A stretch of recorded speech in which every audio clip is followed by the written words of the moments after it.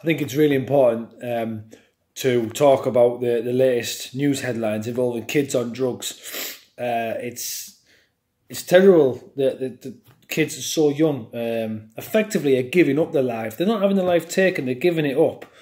When it comes to taking drugs or doing anything that's dangerous or that could result in you losing your life or you could result in some serious injury, that's a gamble that you've decided to take. It's not the teens that are dying that are suffering the most. They're dying and they know nothing of it. It's the families that have to live for the rest of their life, the parents who are losing their 18-year-old kids, the brothers and sisters, it's all the cousins and the grandmas. It's wrong.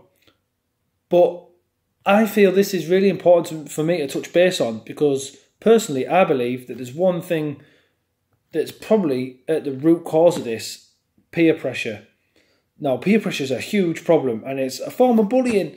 It's wrong and it can be meant as a bit of fun. It can be like, friends kind of just nudging each other on and, but it can be taken by the victim more seriously than just a bit of fun.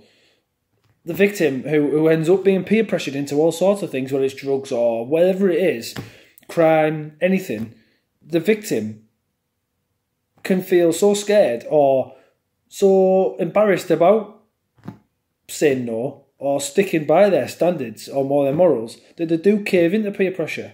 And unfortunately, what's going on in the world with the drugs and a lot of knife crime in London, that's another kind of peer pressure thing. That's gang culture. But again, there'll be a lot of peer pressure involved in that. And it's all about people too scared to say no or thinking it's cool to cave into this peer pressure.